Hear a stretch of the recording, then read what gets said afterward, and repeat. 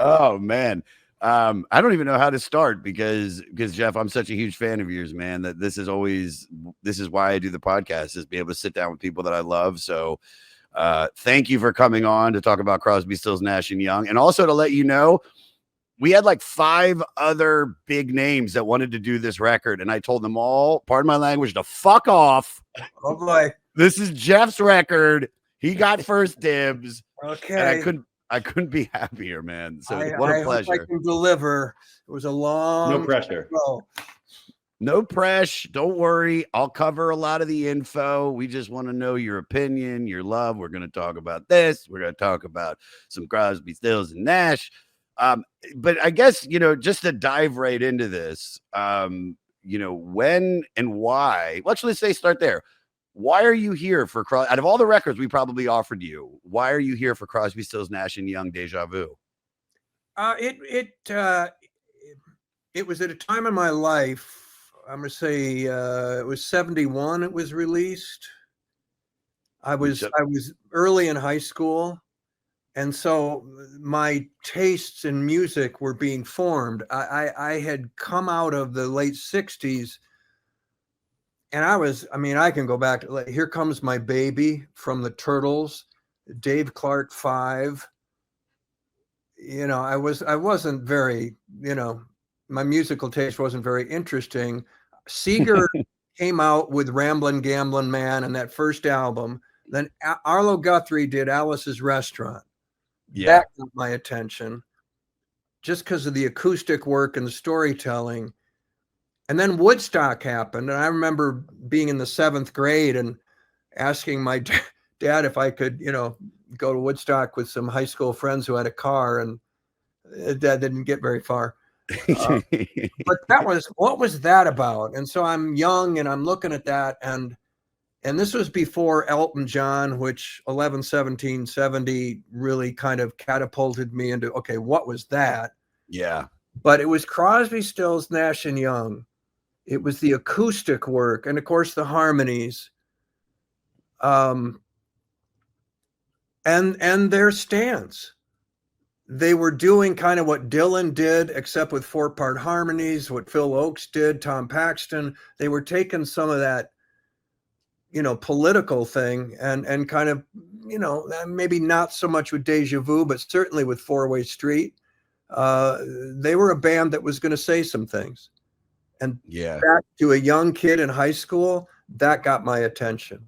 So you were already, like, in a sense, interested in what was going on in the world at a really young age. Was that your parents? Or because, I always remember my dad, like, reading the Washington Post, and he'd watch the nightly news, and we're from the DC area, by the way. But it was, I vaguely remember Bush versus Dukakis, literally only because there was a paper meme of a drawing of a vagina chasing a penis, and it was like Bush versus Dukakis, another fucked up matter. It was like something stupid like that, and that was my intro to politics. So really, when you were younger, you were already interested in what was going on in the world. But I assume it's probably because there's a lot of I'm a small town in the Midwest, and I grew up in a Republican household, a small business owner, farmer. My mom was a farmer, who worked on a farm. And we didn't talk about politics. I didn't even know that it was a Republican household till I went to New York City and realized, that, this is different from where I'm coming from. No, I think Crosby, Stills, and Nash kind of were going, hey, come over here. Yeah. Listen to this. And I didn't really go to the acoustic guitar myself until about 76, 77. But Stills and Neil Young got my attention, and maybe 20 years later, 25, a friend of mine got tickets to see them in Chicago at the United Center, and I didn't get Neil Young, really? I loved Stills, Stills. And I didn't know why. And then later on, it was the musicianship and his, that whole Crossroads live thing he does. Someday I'm going to try to learn how to play that the way he does. And Treetop Flyer and all that. I was really taken with Stills. But I didn't get Neil. And then when I saw him in Chicago and they played Almost Cut My Hair, which is on the Deja Vu album, and they turned it into like an 18-minute thing, epic thing. Nice. And Neil, you know, with his black Les Paul, just that single note stuff that he was doing while Stills was, you know, well, and it just pierced through the United Center. And I'm going, okay, I get Neil Young now. I get Neil Young. They were so different, you know, and they had egos and they hated each other, you know, even during the making of the album. You know? You're telling me after I've learned everything. I mean, we'll get all into that, but it's and kind of fun. With this, you know. Oh yeah, but here's something funny, Jared. You might know some of this, but Jeff, this is actually interesting. I have a connection to 3 out of 4 of the guys in this band. I've jammed with Steven Stills at my friend Toll Wilkenfeld's house. She has a recording studio. The bass player played with Jeff Beck. Excuse me. I also played with Jackson Brown that night. Who else? Neil Young. It's not a connection, but from doing this podcast, we did one of his records, and probably my favorite song that I found from Neil Young. And I was much like you. Like, I only really knew like Harvest Moon and like Ohio and a few others. But when I heard Lookout Joe about Vietnam vets coming back from Vietnam and seeing how the 70s has changed with hookers and drugs and prostitutes, and became probably my favorite song that I found from doing this podcast. I still listen to it multiple times a week. I love it. And nothing with Graham Nash, but I was one of the people that Melissa Etheridge was going to get sperm from. It was between me and David Crosby. Yeah, I mean, I was young, but she wanted a kid. And I said, all right, you know, I got good genes. Sure. I know. What are you doing Tuesday? Yeah. Okay. But there's a thing about them is that, you know, we were lucky enough. This never happens on the podcast, by the way, where we do usually the first record first, you know, because a lot of the artists, their first album is their best record. And so sometimes, like when I did Dylan, we did it backwards. We started with Time Out of Mind and we've worked our way down. I think we did like Love and Theft and a few others. It wasn't until John Wesley Harding that I think I really got what people love about Dylan. And now I'm really becoming a fan because, as you know, as a Dylan fan, you need to start at the beginning and move your way towards the back, because those 7-8 minute songs about God and death and the devil that he did in the 90s and the 2000s, they're not the same. You got to know the early shit. But what I love about this band, you know, is you have this first record of theirs and they get together. They're all in their respective bands. You know, I might fuck this up because I've got some of it written down, and if you correct me, but I know we've done the Birds. So David Crosby's in the Birds. You have Steven Stills is in the Hollies, or am I mixing it up with Graham Nash? No, Graham Nash is in Buffalo Springfield. Yeah, Stills is the Hollies. Nash is Buffalo Springfield. And the other way. Okay, well, I was close. Stills and Young were Buffalo, yeah. Yes, but this is the thing, is that they get together. Let me pull up my little one sheet. They get together and they make this record. They make the record after they play Woodstock. So their first gig ever is Woodstock. Yeah, I remember that. I mean, can I ask you a question? What was the first performance you ever did, and were you scared shitless doing it? Me personally, with a guitar? Yeah. Oh, yeah. Not just guitar. No, as an actor or anything, like your first performance, was it a natural thing? I mean, obviously it probably wasn't the size of Woodstock, but. No, strangely, which is why I pursued it. I knew exactly what to do. You know, I'd being on stage and having 600 people and I'm playing Fagin and Oliver. I knew exactly what to do. And I knew how to time the joke. I knew how to sing the song. I knew how to do the staging. I knew how to hold an audience. It was all just natural ability that I had no idea why I knew it or anything. When I picked up the guitar and started, you know, gigging, which happened 30 years later, that was the terror. To walk out and sit in a chair with just the acoustic, singing my own stuff, thinking that it's going to be just as easy as walking on a stage as an actor. You've got this character filter which protects you in a way. You just kind of do it. And the stage fright, nerves, no. But walking out there and sitting down, the flop sweat just like was dripping off me. There was a nakedness to it that I wasn't prepared for. And it took about 30 club dates to learn how to rise above it. And it was the same thing as like doing a talk show. I mean, I've been doing those forever. I did Carson twice, Oh God, and how lucky, Letterman man. and Leno and Colbert and you name it. I did them, Conan. And, it's how do I do this in 7 minutes? You're out there and everybody's saying, you got to be funny. You got to be, what am I? And there were early things with me with Letterman where I'm just a zero. And and I finally figured out the character I have to play when I walk out there is me in a good mood. Yeah. That's your character, Jeff, in a good mood. And I usually wear a fedora just because I love them. And once I put that on, it's like Joe Bonamassa, who's an incredible player. Guest of the podcast. He's been on a couple times. Yeah, we love Jeff. Love him. He's Joe Bonamassa backstage, and then here come the glasses, here comes the suit, and he says, I become this other guy. And it's a little bit like acting. So the same thing with the acoustic guitar in the chair. Now, any kind of trepidation about it, remember, you're in a good mood. Oh yeah, I'm in a good mood. Boom, out I go. And then I'm on top of it. But also because I'm friends with, very close with Bill Burr, and what he's explained going on those talk shows, especially someone like Conan, it's just like he's got you. Those guys got you, and their goal is they'll set you up and you set them up.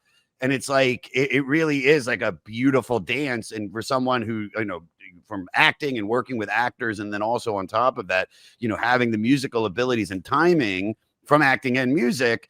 I mean, you must, I know you said you probably didn't feel like it, but dude, you and Letterman together, you and Carson together. I mean, it's a beautiful dance. And I mean, none of us could tell that you were fucking nervous at all. No, but it's the ability to tell stories, on the fly. Yeah. I mean, you don't have to suddenly become Robin Williams or Marty Short and, just kill like those guys do.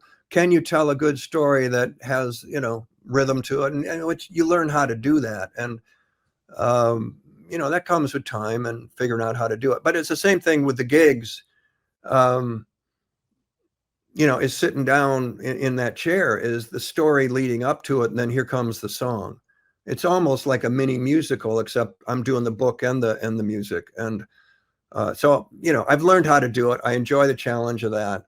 But it was guys like Stills and Arlo and Neil Young and Steve Goodman. Later on, Lyle Lovett, Christine Lavin, John Hyatt, Keb Mo, Stephen Grossman, the guys who picked up an acoustic guitar and could do it. Jason Isbell has that great album, Foxes in the Snow, just Jason with an acoustic in a studio in New York City. I love that. That Crosby, Stills, Nash and Young and Deja Vu was the trigger to send me, on my way toward an acoustic guitar, which I bought my first one in '76 and have been playing one ever since. You still have that first one you bought? Yeah. I love that. Oh, cool.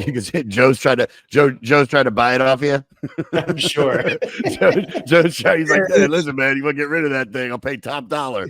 I don't love it. I'm a Martin snob now, but it was a Guild D40. That's the neck's too skinny, the body's too big. I played it for about 3 years. Then I saw a friend of mine playing a Martin OM, and I'm just going, oh, yeah, dig it. Dig it. So how much, when I was talking about this record and doing the first one where you have the three guys, and then you were lucky enough that later, I mean, it's been almost over a year, I think, at least since we did that first record, and to really dig back into this and then find out the interesting story behind this. For all the listeners and Jeff, I don't know how familiar you are with the backstory of this, but before we get into some of the tracks, like I mentioned, they play their first gig at Woodstock. Then they come out with the first record. Now Neil, by the way, at this time is laying in the back. He actually played with them at Woodstock, but he is his own person. He's uncompromising. The first record comes out. It's this enormous hit. It doesn't like drag. It doesn't take time to blow up. It blows up, and people are calling them a supergroup amongst with all the different singles. It almost defies explanation that they're going to be adding Neil Young to this band. It's already a perfect trio.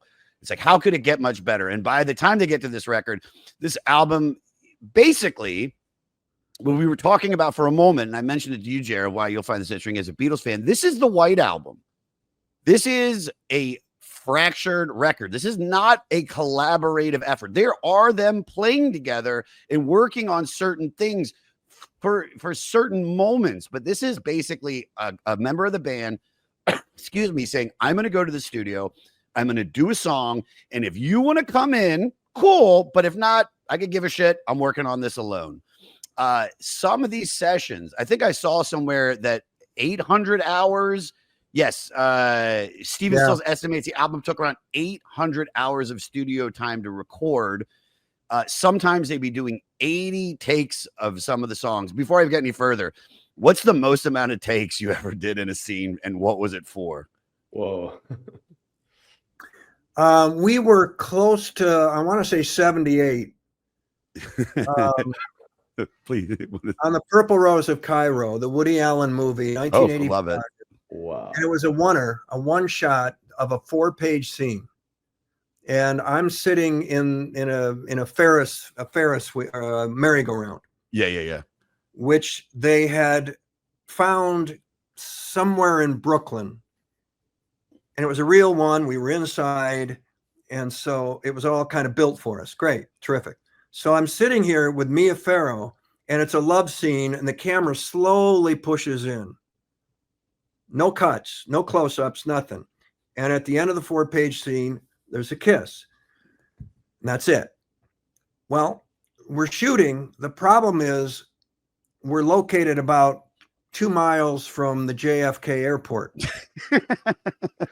So the flight pattern of the planes either taking off or landing was just under 4 minutes, which was about the time it would take to do 4 pages, a minute a page. So we would get to, and you're doing the scene and the camera's coming in, and we're on the last, we're at 3 pages, top of 4th page. Here we come, and you can hear the plane. You can hear the plane landing, and you kind of speed it up to try to get to the kiss, and then cut. And they look at the sound guy. He goes, "No, I heard the plane. I heard the plane." So Woody just kept going, and it was 78 takes. And I don't think we ever got one that I know we didn't, because then we go, well, let's go into editing. We'll see what we got, because he didn't want to do close-ups. Yeah. So he couldn't cut around a plane. So about 4 weeks later, they built a merry-go-round up in Harlem in a studio, and we shot it in like 5 takes. Oh, there it is. Wow. I mean, he feels like a very particular person, about what he wants. Like in something like Purple Rise of Cairo or Radio Days, were they long shoots? Because I always feel like he was very good with the budget that he got, because he's not getting a lot of money for his movies, or at least, you might say at the beginning, I mean, he is one of the, best directors of all time, but still, are his shoots long, or what was the longest full shoot? Not scene, but just if they're doing 800 hours to do a record, what was the longest shoot you were ever on? Well, Woody, no, I mean, back then, Woody, we were usually finishing by 5:30, especially if the Knicks were playing at home. Sure. So, or he had to play clarinet somewhere. For today, we'll come back. We'll go into the close-ups tomorrow morning. Thanks, everybody. And he's gone. I mean, they were very professional. You come in ready.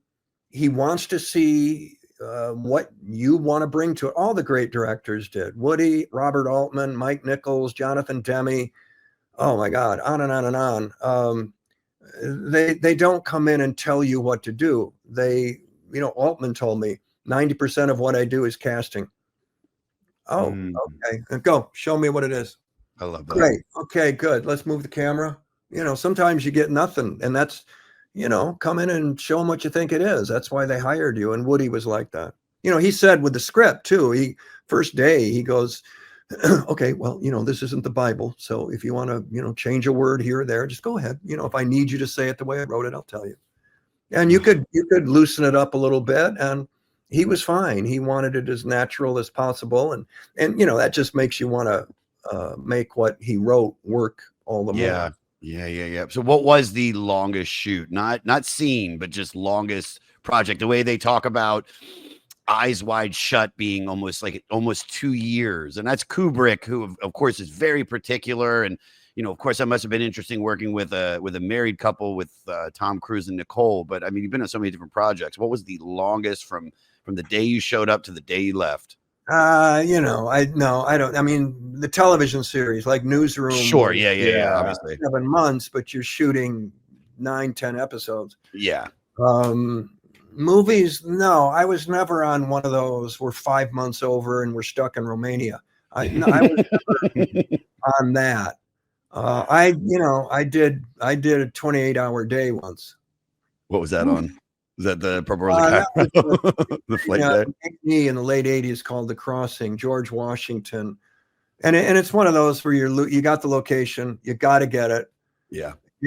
We tried to get it and for whatever reason now it was a day shoot that turned into a night shoot that turns into dawn, and now they're putting blacks over the windows because it's 8:30 in the morning and it's got to be night, and you don't know your name. You don't know. Am I John Adams? Who am I? No, you're John Quincy Adams. Oh, okay. George Washington. I had no idea who I was. Wooden teeth? No wooden teeth? Did they give you anything? No, that's a bummer. Too much time in the makeup chair. Dig it. All right, let's keep going on with this. All right, so like I was saying before, this is the White Album. They're doing all these takes. They hear Neil Young do the song Helpless, and the band flips out, and they know how special this guy is. So they say, which I think if I read this somewhere, he said, great, we've got the basic tracks. I'm going to take the tapes and go home and mix it myself. Yes. It's basically they I'm skipping ahead to what I had the notes that I have for this, but it's basically when he played it for them, they're so blown away. I mean, that's when they're just like, we're not worthy. Like they understand that this guy has a gift. And they say, no, we're not touching this. Like this is a perfect thing. And it's also like, the song is so in a sense autobiographical to him because of what he had been through in the 50s where he's diagnosed with polio and he's basically never been the same. It's one of the only songs on the record that everybody plays on. So it's very interesting too, which we'll come back to because I got a good question for that one. But I'm gonna we're giving everybody a little taste. We're going back. We're doing a Christopher Nolan right now. So the record company is all on board of having Neil Young. He says, I'll join, but since he's uncompromising, he's like, I'm in LA, I'll do a song, but also he will walk away if he isn't feeling the vibe that they're giving. So this record is each member doing their own songs. And if you see, the first 4 tracks are all individual, right? The same person wrote it that sang on it. Maybe they do some harmonies, but if not needed, it doesn't work. They don't use it. This is not a group project. The songs, except for Woodstock, Almost Cut My Hair and Helpless, were recorded as individual sessions by each member, with each contributing whatever was needed and agreed upon. Young appears on only half the tracks, with Nash stating he generally recorded his tracks alone in Los Angeles and then brought them back to the recording studio to put our voices on and took it away to mix it. Do you think that because I've heard we came together as a group and then we added Neil, but we were always going to go off and do our own things. This was never going to be, how long can we stay together? This was going to be, we're doing this and then we're all going to go off and solo. Maybe we'll come back, But so if Stills writes the song on Deja Vu, is Stills the boss in the yes. In the mix? From the understanding that I got from my writer, DJ Morty Coyle, shout out to him. It's basically, this is the White Album. This is John Lennon, this is Ringo, everybody bringing a track saying I'm recording and I'm doing this, and you can add what you can, but there's a little bit more collaborative on the White Album because the band still plays on it. Dude, if you look at the album cover for this in big letters, Crosby, Stills, Nash, and Young, and then the bassist they're all labeled. Like the bassist Jerry Reeves is written on there very small, and Dallas Taylor's on there very small. But this is a singular. It's basically everybody bringing their vibe and them coming together and them cutting this into a record together. It's really interesting. Whereas compared to the first record, it was more of a group thing.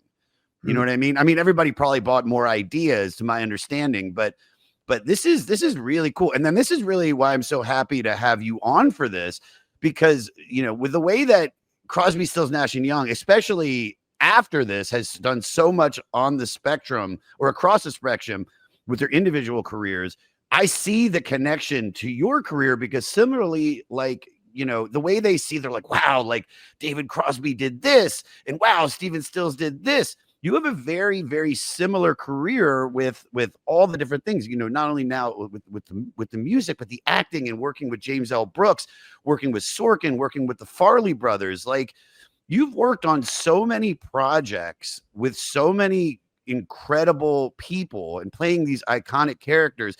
But just like Crosby, Stills, Nash and Young, who are blending four powerful voices, does that remind you of any ensemble that you've worked on where every personality, in a sense, had to fight for space, but just to still make it sing? You go in, whether it's a play or a movie, TV, you go in wanting it to be a great collaboration where it's a blend. Sure. And maybe different from music. You know, who gets the solo here? I don't like what you did there. I mean, that doesn't happen on a set. You don't do a scene and then, you know, say to Meryl Streep, Meryl, you want another one? You know, it's more of a chemistry thing. You're seeking that. At least I am. You're seeking that going in. Whether it's with Jim Carrey on Dumb and Dumber, you're just trying to bounce. You're trying to play tennis, verbal tennis, with whether it's Jim on that movie or Meryl and Heartburn or anybody else in anything. It's all about plugging in and trading licks on the same song, which is the scene you're doing. And you can't do it by yourself, because there are two people in the scene and one person wants one thing and you want something else, and that's why you have that scene drama. So it's a little different. I haven't run into a lot of people who are, you know, could you just stand a little closer? I'm my close-up, you know. I haven't run into that too much. I worked with people who didn't tolerate that, who were far bigger than I was. And I learned early on that it was more about making the people that are with you as good as possible. And what actor, to go off of that, what actor that you've worked with, you probably early on, do you think you learned the most from? Meryl. Really? Yeah, I did a couple things with Meryl, Heartburn, and then what was the other one? Oh, it was over. Oh, The Hours. And she just plugs in. She's so moment to moment. She's so prepared. She's so professional, but she's listening to you. And she's whatever you're giving her, she's using. And so that whole thing of, you know, acting in front of a mirror, and man, when you plug into Meryl Streep, I could imagine. Suddenly it's like it's the chemistry that everybody, that magical thing, chemistry. And I think Stills, and again, going back to that Chicago concert I saw, you know, Stills and Young were playing off of each other. Yes, we're going to talk about that. You know, ego and all of that, but man, they learned how to do that with each other. And that's a lot of what a good scene with a couple of actors who are listening do. And so in that sense, it was similar. Well, and I want to go right into what you just said, because that takes us into the first track, which is Carry On, which is a Stephen Stills song. I love that you said that about playing off one another, because one of the reasons, because Stephen Stills is such an incredible guitar player, and then to have someone like Neil Young, who also is, it's kind of like as a comedian, you know, when you hang out with a group of comics that are funnier than you, because it makes you better. Like, you want, if you're the funniest guy in your group, you know, the guy started with, you know, Gerard Carmichael, Angelo Bowers, who unfortunately is not with us anymore, but two of the most brilliant comics I've ever met, which took my game up. And even now, spending time with Burr and Big J. Okerson, I mean, and being here in New York, it's just, it ups your game. And I could see why someone as talented as Stephen Stills would want to have someone like Neil Young in the band, because it's going to make him a better player. And I feel maybe not so much, you know, where Carry On isn't the, you know, the guitar song on the record, but it is the first track, and it does have one of Stephen Stills, you know, because at the time everybody was doing this open tuning, like alt tuning of their songs, and Stephen Stills ends up putting this together. Neil Young, though, isn't on it. You have Stephen Stills he does basically everything: lead vocals, harmony, acoustic, electric, organ, bass guitar, percussion. David Crosby brought in to do the harmony. So is Graham Nash. I think this is the perfect song on the record to open the album with. I don't think any other song would draw you in the way that Carry On does. Your thoughts on it? I agree. It grabs you immediately. This is like I put this on at the gym, and I was like, I mean, it's still kind of pumped me up. It's just, this is the real moment. Because of course, like Sweet Judy Blue Eyes, if I fuck it up, Sweet Judy Blue Eyes, that was the big one off the first record. Yeah. Which is one of the greatest songs ever written. This is arguably probably my favorite Crosby, Stills, Nash and Young song. I feel like it's just everything about it. I love, you know, and then also finding out about kind of what's going on, which we're going to talk about later as well, which is like, you know, Graham and Joni are dating, but they're breaking up. David loses his girlfriend. Neil Young is just tough to work with. I mean, these are real issues. So this song, I feel, carries a much deeper feeling and meaning behind it. And we've talked about, like I said, the career, you know, and Carry On is a way, you know, we're halfway through the recording, they realized they needed this song. And in a way, it's almost like advice to the band. We were talking about your career at the beginning, and we said you've done so much. Was there a point in your career where you've done so much, but you hit a point and you said, what else do I have to accomplish? Well, I guess I just have to carry on. Oh, I'm there now. Yeah. And the carry on part is the, really? You really want to carry on?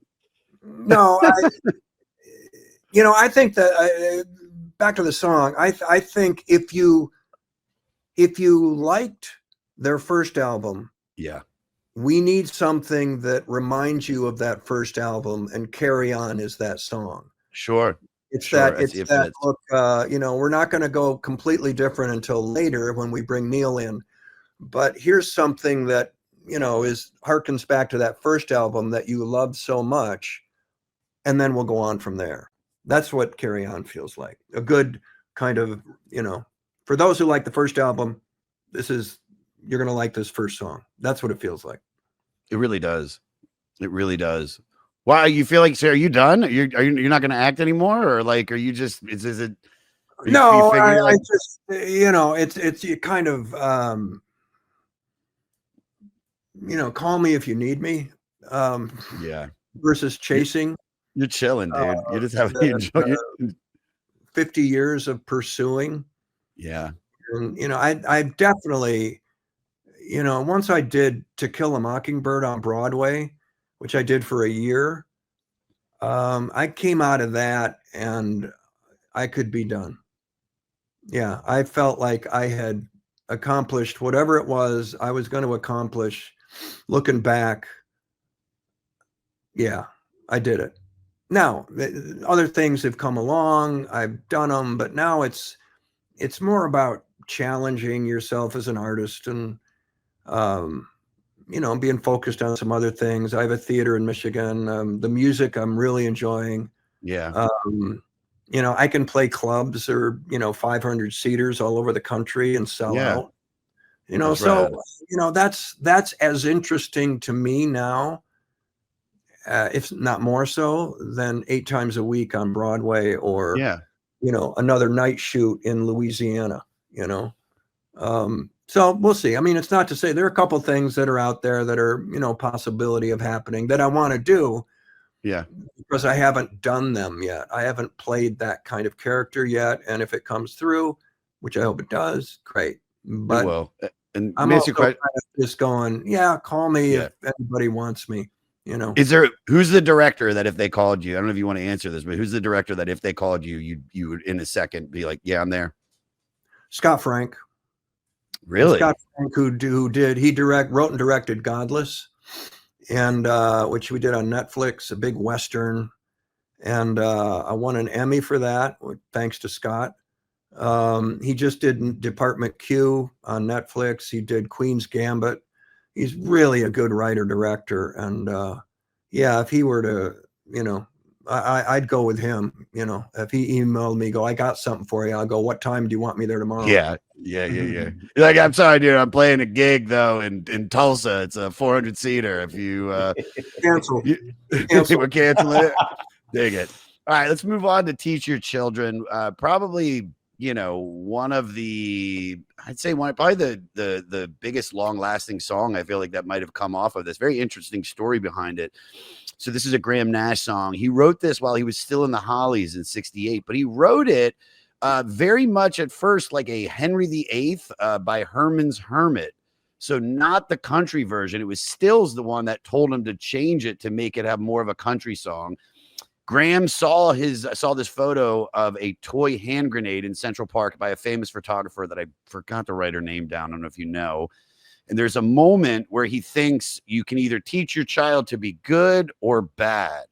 And also a little side note, Jerry Garcia from the Grateful Dead plays slide guitar on this. Little interesting factoid. Are you a Dead fan? No. Really? No, and it's not a judgment at all. I just never hooked into them, and no. I went from Elton John to Bruce Springsteen in the late '70s, and never looked back. Yeah, dude. Well, there's two guys. There are two guys that are awesome to follow. But I fought the Grateful Dead for years, and then from doing the podcast, man, we had Senator Al Franken. Remember, he's the guy. He's the reason I'm still doing the podcast. I was going to quit, and he goes, "You can't quit. You're halfway through, man. This is groovy." And then his excitement, it rubbed off, and they all told me, "Listen to the live shit. The albums are good. Listen to the live shit." I started doing that, and now I love them. But let me get to the question. Well, actually, before I get to the question, you tell me your thoughts on Teach Your Children, because the message, everything, it really is, being somebody that's a father. I mean, does this song hit home in a different way, or is it just always been something that you loved and felt connected to? It was okay. I mean, I wasn't Nash. Again, Nash wasn't the guy that pulled me in. Sure. Our House is a nice song, that's nice. Teach Your Children, nice. That's, sure. Yeah, but what's Stills doing? And I remember Nash saying somewhere that when they brought Neil in, he gave us an edge, and he probably gave Graham an edge because, the songs Graham was writing, except for Military Madness, which was pretty on point. I don't know who wrote Ohio, but Neil gave them an edge, and really maybe did. too much of an edge sometimes. But yeah, there's some of the softer stuff is very nice. The harmony is terrific. That's wonderful. But I'm kind of, where are Stills songs? Totally. This isn't my favorite, but like I said, it's definitely the one that I knew immediately when this came on. But to take it to the meat and potatoes of the song, though, more than ever now, we're seeing a world where parents have the option to teach their children that grew up with hippie parents, and they teach their children to be empathetic. Or you have these new, I don't call them new parents, but that are tough, and they're teaching their kids, not to care about their neighbor. Children are the seeds of the parents that plant them, basically. To use a lyric from one of the songs that's going to be coming out later, do you think we ever can get back to the garden where we can, get back to people that are open to the other?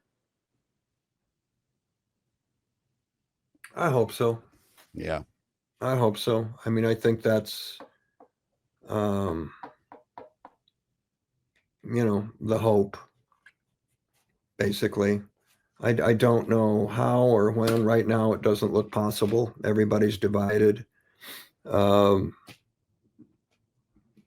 people in power are basically doing what they want. and who's going to stop them? So I hope so. I've always felt that, I go back to Reagan and Tip O'Neill Mm-hmm. and Obama and John Boehner. They got in a room and they came together on a deal, or they figured something out. And you don't get everything you want. You get as much of what you want as possible, and you're serving something bigger than yourself. And until we can get back to that, um, I don't see it. I Yeah, hope so. yeah, I so hope. do I. I think it's going to come down to the people in the country who either like what's going on, a year, 2 years from now, 3, 4 years from now, or they don't. If we still have elections, I hope we do. I hope we Yeah. do.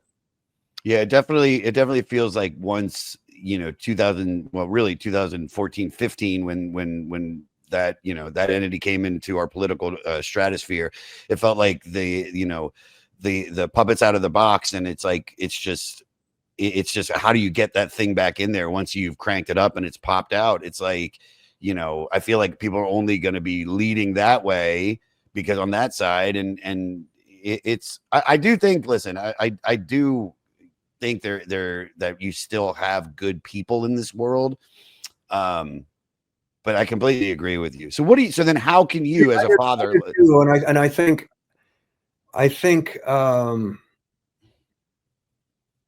oh, I just think people will get back there. We'll get back to that at some point. It's not. This is not new. What's going on now? Yeah, Maybe it seems like and in a lot of ways it is more aggressive towards something that eliminates people or discards people.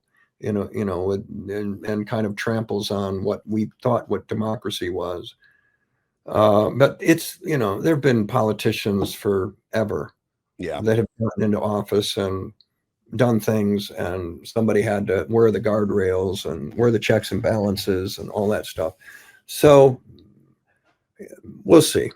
We'll see. I mean, it's up to the people. If the people want this, then it will stay. If in a few years they don't, then maybe they'll go to the elections and vote for something else. We'll yeah. see. But it's not up to an actor to decide. I know that. Yeah. What when you were becoming a new father, what was something that your father and or mother taught you that you passed along to your children? Um, well, invest in yourself, Hmm. um, which I've done for better or worse. Um, as an actor, you choose projects that you want to do. Yeah, I've kind of done that. Picking up the guitar, writing plays, doing a theater company. Yeah, that's me investing in me and whatever talent I have, just trying to see how far I can take it. Um, yeah, that. But yeah, my parents were, man, treat everybody the same. Yeah. He really was. My dad was.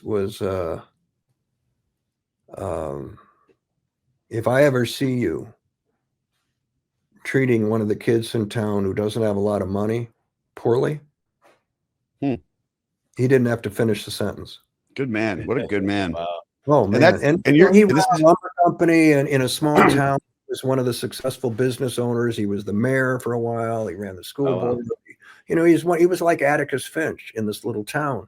yeah. And but man, he would some guy who is barely making it with a family, and he'd come into the lumber yard, and dad knew, and the guy was having trouble paying the bills, and he would say, come on up to my office, and he would sit with him for half an hour, and he would tell the guy at the end of it, don't worry about it, will you pay me when you can? All right. And it was just private. He didn't do it for show. It was just private. He took care of people who had less than he did. That was just, he would tell us that, but then he would show us that by example. And, I've tried to do that. Wow. I love that. I You love see, that, man. you're on a set with an actor and it's their first show, Yeah, yeah, yeah. and I've done, decades of what I've done, and you can tell that he's nervous. And so you sit with him and you talk to him about the scene, or you talk to him about, well, yeah, what you doing? Yeah, where you staying? Yeah, oh yeah, oh yeah. You kind of, you want him to be good. This isn't about, just say your lines so we can put the camera on me. Yeah. It's the opposite of that, and that comes from my dad. And that's why you work. And that's why you've had a 50-year career, because you do that. And your dad taught you. That's incredible. That really is incredible, man. Yeah, unless you're an asshole, then I'll kill you. Yeah. All right. Yeah. I think there's the laugh. I've seen stars do that to people who were being divas. Oh my God. So I have that in my back pocket, but I rarely have to use it. Yeah, I love that, though. I love that. And that comedy is what's going to lead into the next question. So I'm very excited about this next one. This is for me and people in my generation. But first, let's talk about the song Almost Cut Your Hair. Cut My Hair. I'm sorry. This is a David Crosby song. First song on the record that Neil and bass player Greg Reeves are on. This is David's thing, man. It's kind of goofy. He's going to let his freak flag fly. Hippies find themselves at a point where they're like, do I cut my hair today and just join the machine? As you know about David Crosby, he was a rich kid in Hollywood, and he took that line about the freak flag from Jimi Hendrix. Before I ask you the question, thoughts on Almost Cut My Hair, the song, David? I know you're a Stills guy. Yeah, gotta love the Walrus. Gotta love the Walrus, man. We're coming out of Woodstock, Yeah, baby. And maybe that album had been released for all of us who didn't get to go. And you could tell there was, whether it was the end of the 60s, which it was, the end of something, or whether it was this kind of, we're different. This generation is different. It led to The Who, it led to Zeppelin, it led to Crosby, Stills, Nash and Young, others of importance, the Eagles, Jackson Browne, I'm guessing now. But it was a turning point. And for them to come out with Almost Cut My Hair, it harkens back to, when you grew your hair and they made fun of you, Bob Seger in that song, Maine, Turn the Page. He has a lyric about, they make fun of his hair. He says, that girl or is that a boy? Mm-hmm. And here's Crosby and Stills, Nash and Young going, keep the hair long. It may be a couple of years after Woodstock and we're going into the 70s, but, don't lose the ideals, don't lose the principles that we were fighting for when we weren't stoned out of our minds, Yeah. So I kind of look at it as, it wasn't a fad. It wasn't a something that we just went through and now we're over it and we're all going to go corporate. It's hang on to that. That's the message I get. It's so on the nose, and I think read somewhere they almost didn't put it on the album, but then you've got Stills and Young going back and forth on it, even on the album and certainly live. That's makes the song, just elevates the song. Yeah, I want to focus on let your feet, I can't even say it so hard. Let your freak flag fly. That is hard for me to get out right now. So you've done so much with drama, theater, and just being such an accomplished actor, but you were cast in one of the most successful comedies of all time, and arguably one of my favorites by two of my favorite directors. What is that like, walking in there, having to, and I don't want to call it prove yourself, but working with someone like Jim Carrey, who at that time was the biggest comedic actor, and not saying you hadn't been in comedies, but playing Harry, versus Lloyd, it's just like, are people trying to talk you out of this, or are you fighting for this part? Like, how do you let your freak flag fly in a Farley Brothers movie with Jim Carrey? It was a freak flag flying moment, that's for sure.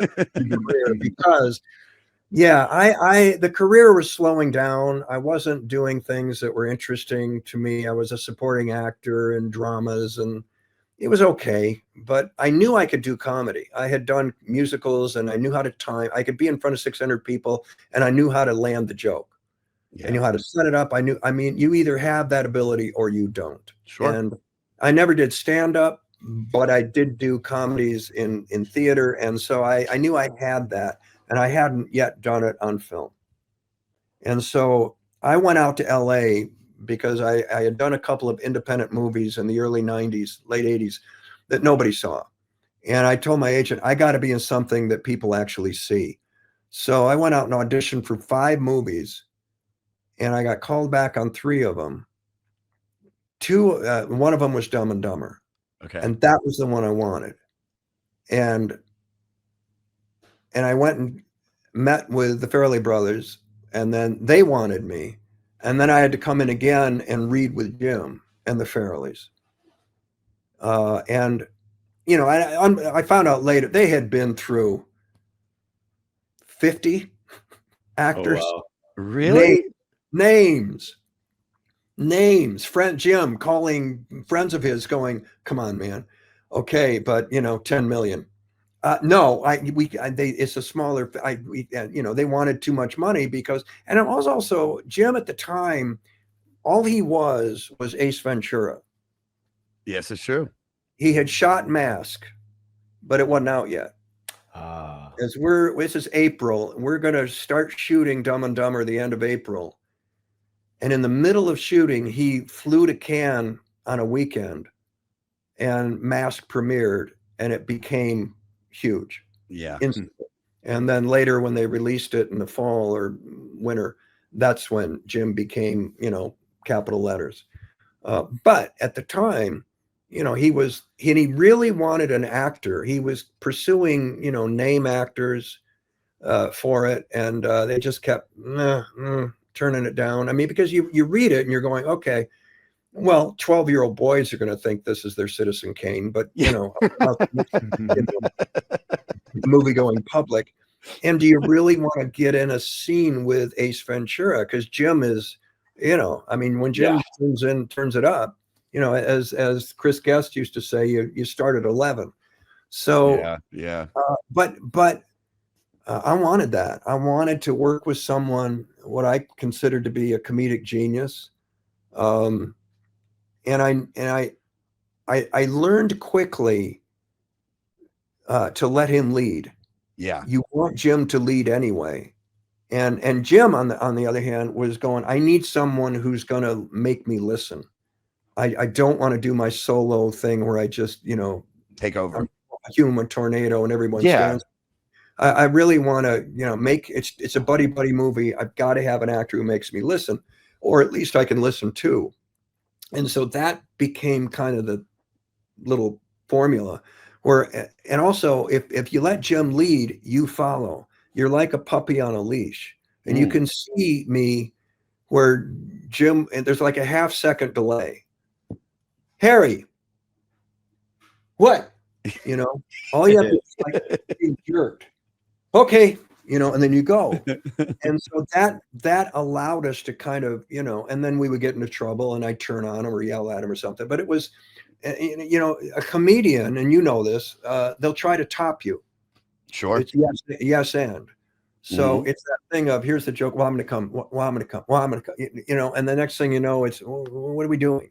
What are we doing? And on the first Dumb and Dumber, it was, maybe there was one ad lib.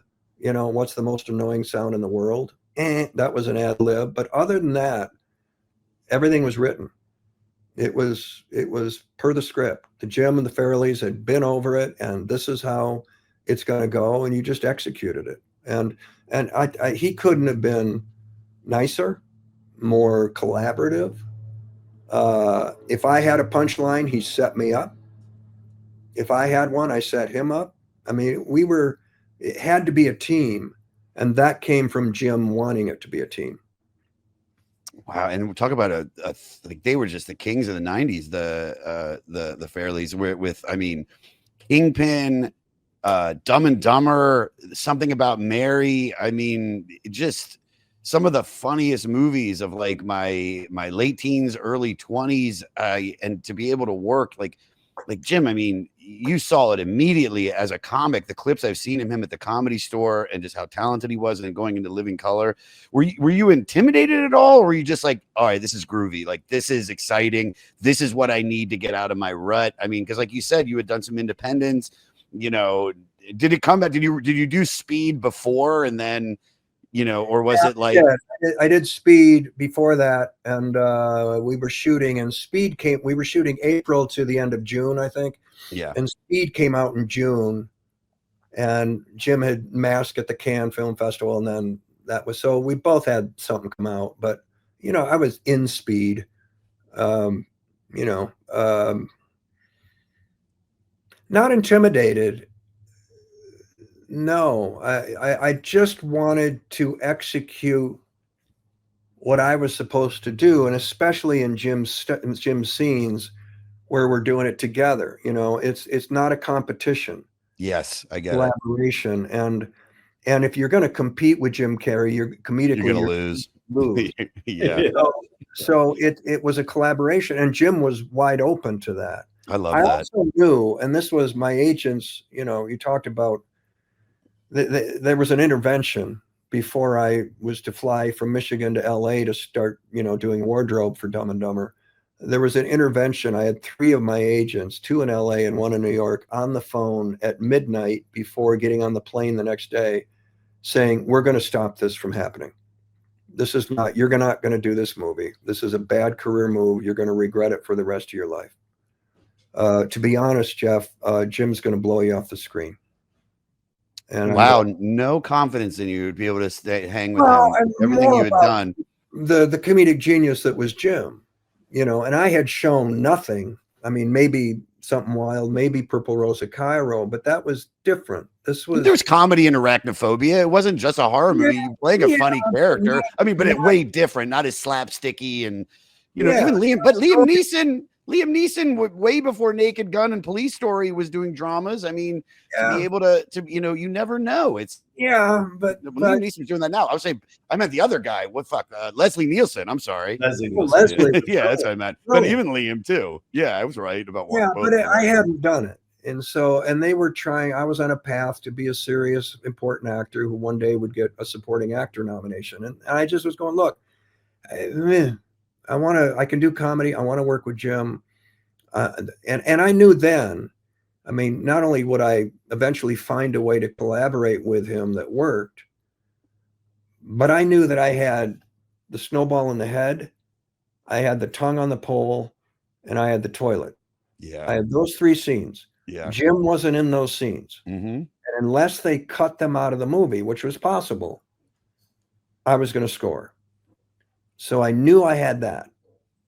And so after I got through the first week of shooting and everybody decided that, yeah, he's going to be okay, then we were fine. Everything was, yeah. Good. I love that. I don't want to be too off topic too, but it's like, what do you enjoy more, doing the comedy or playing the bad guy in Looper? Looper was I love that movie, man. I think you're great in it. So Johnson is a great director. Joe Gordon-Levitt, very nice. I didn't understand that movie. When do you want me? What do you want me to say? That was one of those.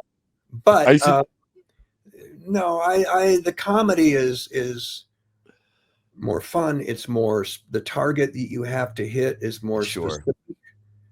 Not everybody can do comedy, and you know, Leslie Nielsen and the Naked Guns is a perfect example of that deadpan. You look at him and you think that he doesn't know where the joke is, but he knows exactly where the joke is. And you know, Peter Sellers, guys like that, John Cleese, who went big in Fawlty Towers, guys like that stuck out to me, and so that's always been of interest to me. And then you do, you know, like a drama like Godless, where you're playing somebody who, I think I kill about 35 people throughout the whole series. Wow. You know, because it's the right thing to do. you know. Yeah. But it's you start doing that, and you get into the mind of those guys. That's fun. There's fun in that, but there's also fun in timing a good joke. Sure. I mean, it's funny because I love being funny on stage, but as an actor, I love playing serious, like darker characters, and the stillness and just even like staring at somebody and not moving is carries so much weight, where I'm such a energetic person on stage. So I can see why playing the darker characters or playing somebody that has to kill somebody, can be fun, but someone, especially being able to work in that, in that comedic world, and be able to really dip into your child, those things that you had as a kid. I mean, it's got to just be magical, and to be able to do it with one of the best that ever did it. I mean, and like you said, I mean, we didn't know it at the time. I mean, it's the fact that it's still funny to people who've seen it or are seeing it for the first time, decades later, it's like Pink Panther with Peter Sellers. Yeah. You don't know it at the time, but then there you are, still making people laugh. Yeah. That's pretty great. It was, the fun of it for me was, and actors find little key thoughts that you can hang on to, and you can say to yourself right before you do, whatever you're doing on Thursday, you can grab onto it. And my key thought was, Harry has an IQ of 8, a single digit IQ. Yeah, you play it that way, dude. Not 7, not 9. And I would see the number 8, and any intelligence that I may have had just vanished. And then it was rolling, and I was there. I held on to that for the whole shoot. You did such a phenomenal job, man, and it holds up. It's just, you changed teal blue and bright orange shitty tuxes for the entirety of history, and I've seen so many people bite off of that, friends of mine, for Halloween. So great job, dude. Listen, if we're going to talk about it in the next one, another something very iconic yours, and we're talking about Helpless. We already mentioned the song before I asked the question. Like, we said this is a Neil Young song. This is what he brought to the table. Everybody's blown away. This is one that everybody played on. Did you give your thoughts on it already, or did we just mention it? How are your thoughts on Helpless? I know you're a Neil Young guy. You're Steven Still's Neil Young. Again, it was Neil had the edge, and I don't know the lyrics offhand, but it was this kind of certainly melancholy, but it wasn't the sunshine that was Our House and Teach Your Children. Not at all. It wasn't the positive message that Graham was doing. Suddenly, here comes a song called Helpless. And they were all doing their own things, which I guess made it interesting. It wasn't Carry On for 12 songs, or Our House for 12 songs, or even Helpless for 12 songs. There was a variety in there, which, and this, when however they slotted it on the album, it jumped out. I love that you said that, because I always like to talk about the sequencing, and the sequencing on this record is phenomenal. Like, every song, it's a new adventure, but the way they've laid them out in order, it just feels right. And to bring it to the question, talking about, the right moment at the right time, we mentioned it earlier with Teach Your Children, but we're in a place where so many people are feeling helpless about the world. When you start off as Will from the Newsroom and deliver that speech in the pilot episode about how America is not the greatest country in the world. Sorry, my door guy. Give me 1 second. Give me pick that up again. It's my door guy's buzzing me. I have a dog. You know what that's about. Chill out, dog. Luckily, I only got one Amazon package coming today, everybody. I apologize. So don't worry. Don't worry. All right, where was I?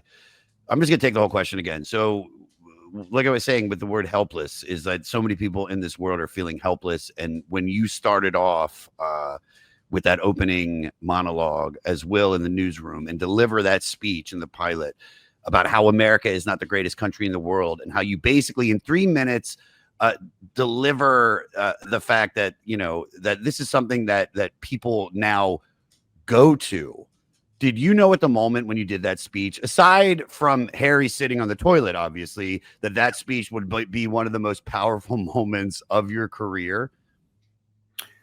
No, I knew it was important.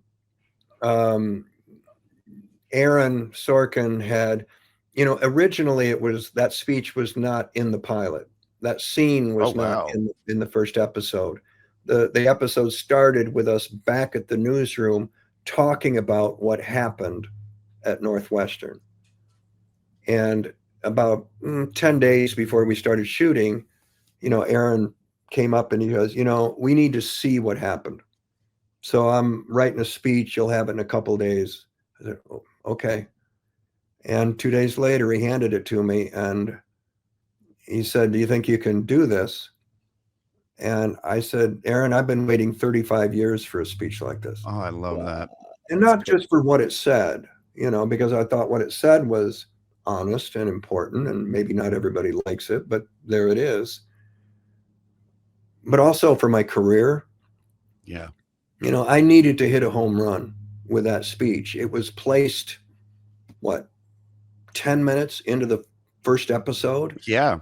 So HBO and everybody involved knows that if this show even airs, and the day we shot it, we didn't know if we were going to have a series. It depended on me hitting a home run with that speech. It was day 3 of an 18-day shoot. We love Jeff. We think he's great. But man, does he have to hit a home run with his speech. Because that speech, if we air, will be when America sets down their remote. Yeah. They're watching Newsroom, and I'll give you 10 minutes. I'm out. Boom, they go to something else. So that was important as to where it was placed. And the day of, we shot it in a place called College of the Canyons, which is an hour and a half out of LA, because they had purple seats, which Northwestern had purple seats, and an auditorium. Number 2, 3, and 4 from HBO showed up that day. Sam Waterston, Olivia Munn, Tom Sadowski, who were in the cast, drove out to watch it. Sam, who's a friend, later said, I just wanted to see if I had a job or not. That's awesome. Because that's what was at stake. Yeah. That was what was at stake. And I told Aaron, I knew, and I had been around long enough, and I knew that, you've got to hit a home run. You can't hit a single or you got to hit it over the fence. First take. So I did the work, like any actor would do. You memorize, you rep it, you work it, you make the choices, you get it so you can ride it like you're riding a horse. And they shot this way first, and then when they turned around, they said, are you ready? I said, yeah. And rolled camera, and I hit a home run on the first take. Wow. And I looked over at the Video Village, and they were crying. Wow. Yeah. And not the performance, but what it said. And they knew at that moment they had a series, they had a show, and they had a McAvoy. And, and then we did a second take, and Greg Mottola, director, came up and said, okay, on this one, the second half of the speech, instead of, maintaining the anger all the way through, wish it could be, again, the greatest country in the world. Melancholy. And so you can see the change. And so, and then we did a whole bunch of other shots, but that became the way we did it, was to bang, here's the big rant, chew out the little sorority girl, and then wish it could be. And here's what we could be when we didn't belittle education, when we did it, and get emotional about it. And that's at the end of that day, we knew we were going to have a series. We had Rob Lowe on, we brought up Sorkin, and it's like, he's arguably one of my favorite writers, whether it's television or movies. And I saw it from immediately when my parents rented Malice years ago, which I think is this underrated movie that he did, in the 90s, or maybe even the late 80s, but early 90s at that. It's like, I mean, what's that experience like working with somebody? Because you work with so many different directors, working with somebody who's so dialogue specific, and his words are like you said earlier, it's a dance. You're but his words are so, you know, there's nuances to every sentence. Like, you know, like how much fun were you having working on that show, working with Sorkin? It's the advantage to working on anything where there's just one writer. Yeah. It's his voice. It's his Yeah. rhythm. You know, Noah Baumbach on Squid and the Whale. Love that movie. Very underrated. Dude, you were in two of my favorite movies that year with Good Night, Good Luck and Squid and the Whale. Love that movie. So underrated. That was Noah writing about his dad, and there weren't 4 other writers on it. Woody, you know, in Purple Rose of Cairo. It's having that singular voice, and you have that in the theater, you know, whether it's Broadway or whatever it is. There is one playwright. There isn't a committee of playwrights. There aren't 3 playwrights that have been on the script and we're going to give it to another one, which is what Hollywood does. You know, you get to, you know, the set and 5 screenwriters, and we're on our 12th draft. And so yeah, you can note things to death. Well, that wasn't the case with Aaron. You know, and once you pick up his rhythm, it's pretty clear. It's not hard you just got to learn it and then be able to roll it. And it really works best when you can roll it. And all the people on West Wing, I mean, I studied that show. And I told Aaron, I watched that show, not just for the acting, but I watched the writing and the way they could just, you know, it was just like going down a rapids of a river. Yeah. And Aaron's the river. And it's you just got to find that rhythm, and it's there. And I never had a problem with, you know, Aaron, can we talk about this? I don't know what I'm doing here. I don't know my choices. No, it was always very clear what McAvoy wanted, what he didn't want, what he was fighting against, what he was saying. It was always, you just had to learn it. And, you know, coming from the theater where you didn't change a word, you know, unless you went to the playwright and asked permission. You know, it wasn't until you go to Hollywood where you see the star walking on the set with pages going, yeah, I rewrote the end of the movie. Take a look at it. Okay. You know, that wasn't that. Oh, we don't change a word. Okay, great. I don't have to worry about rewriting anything in my head. Good. Terrific. Great. Oh, I love that. Yeah. Note to all the people making anything in the Alien franchise. Go back to one writer, please. Please.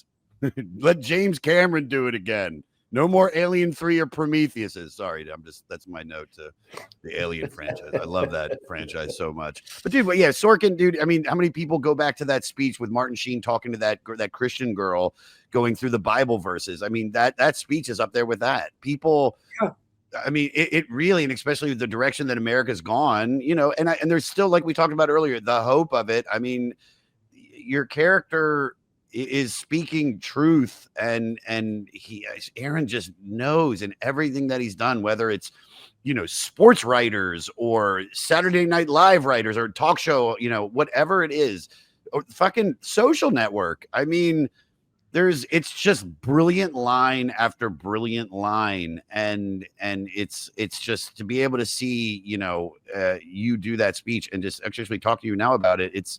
That makes it even better. Like, just to know that it was like, shit, you guys weren't even picked up at that point.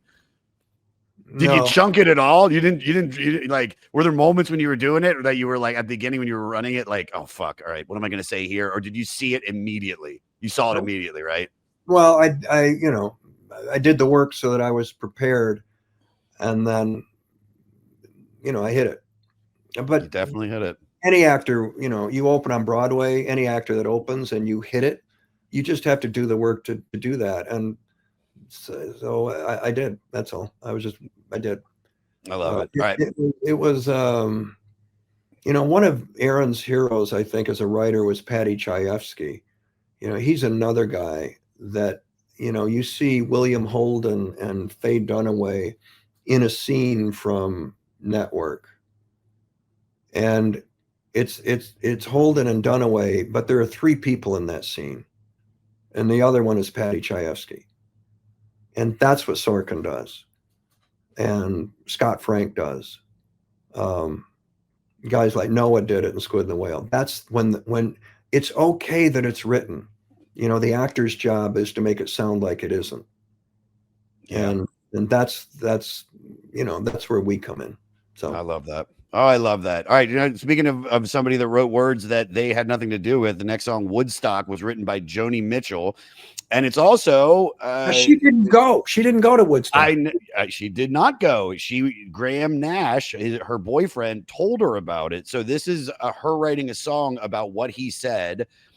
She was too busy doing Ladies in the Canyon, but she wrote the song as Graham Nash described it. It's a beautiful song. I mean, it's too bad that you couldn't go to Woodstock. You know, your dad fucking. I had a friend of mine, an actor friend of mine from New York, who did go. It was a nightmare. I hated it. Wow. The mud. We couldn't get out. We couldn't get in. We go, oh my God. I mean, it just destroyed it for me. You know, I wanted to go to Woodstock 99 so bad, and I'm so glad in retrospect that I didn't, because I love the documentaries of the mess of it. I mean, it's just, you know, it doesn't look enjoyable at all. And at least with original Woodstock, there was a vibe, and, you know, there were boobs out, and, you know, people dancing in the mud. I mean, you get Jimmy, and you got Sly and the Family Stone, and former guest of the podcast to headline it, Blood, Sweat, and Tears, which is crazy just to know that.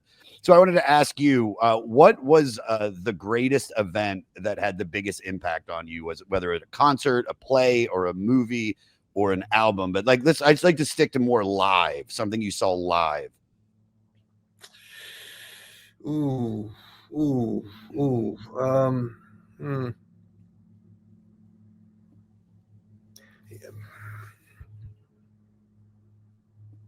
I was playing guitar. I was an off-Broadway actor in the late 70s, and I was playing guitar, and I could finger pick a little, and I wanted to get better.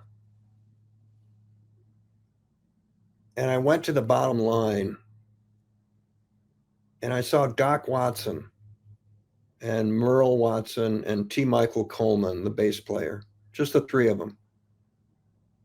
And that blew me away. That made me want to learn what Doc was doing, or Deep River Blues or something, you know, which I can play now. But that was a mountain to try to climb, to try to what he was doing and what they were doing together. And just with acoustic guitars, and to be in a smaller room like the Bottom Line was, maybe it was, I'm guessing 300 seats. And to see somebody that I had his album, somebody had turned me on to him, and there he was, and I'm going to go see him live. And and he's blind, by the way. You know, that changed me. That sent me to the tablature books of Doc and Stefan Grossman and people like that. That was a trigger. How long ago was that? You said, I forgot, you said how old were you when you saw late 70s. Late I saw him 70s? in late 70s. Yeah. Something about live music that, you know, my writer Morty. Well, I'll take it to this. We had the biggest music critic on the internet, Anthony Fantano, on, who has this show on YouTube. It's got like 3 million subscribers, called The Needle Drop. He's like the dude on the internet that reviews records, a lot of younger stuff, older stuff too. He's a really good dude. And we had done Prince 1999, and I asked him who's about to make their Purple Rain, and he said Tyler, the Creator. And he's a young guy, you know, hip hop dude, but all these kids love him. And our writer Morty took his daughter, and he was playing Madison Square Garden, and I had nothing to do, no shows. And so I went on a whim. Don't know any of his songs. And there was a moment where he is singing, rapping, and then to the one side of the audience, and the lights come on, and you see the other side, you see the arena, that side, and it's all these kids just singing his lyrics. I don't know any of the songs, and it moved me so much, because it was like, man, that's their dude. And I remember being that kid, and it's like, it's why I go to concerts nonstop. There's nothing, it's the same way we go to the movies. There's something about sitting in that dark room with strangers, feeling that, you know, that moment. But with live music, it's different than any other art form. you know, like whereas a It's, movie, yeah, I agree with you. I think theater can be that way too. yeah, I But agree. I think live music has it over theater, in that AI can't do No, what Tyler did. no, Tyler's got to walk on that stage and have done the work to be that good tonight just for you in this room. And AI can't do that. no, Movies, I think the day's coming when we can see Tom Hanks at 30 years old sure. and everybody around him is AI and so is Tom, and as long as the audience is okay with that and it makes 100 million, we're good, But even, you But brought I up, think the go live ahead. music thing is different. I think live music is, Springsteen's got to get out there and do it. Yeah, He for Stills sure. and Nash had to walk on the stage for Four-Way Street and hit it. But we can watch Squid and the Whale and feel the awkward moments that are in that movie. I remember squirming at certain parts by how uncomfortable it was, whether it was with Jesse's character or your character. I mean, because it's life, and that's a beautiful thing. That's something that you can't. No, dude, it's every movie I go to see at the AMC when Nicole Kidman comes out and does that speech that she made $25 million for literally just wearing a nice dress and saying movies rule, we cry, we laugh. Everybody cheers for that, and it's a beautiful, beautiful thing. But I'll say it. I hope it hangs on. I hope it hangs on. Yeah, Not just I for think myself, for everybody. no, and I dig it. I dig it for sure. All right, Deja Vu. We got a couple more. Let's see. I got a little. Morty just sent me these.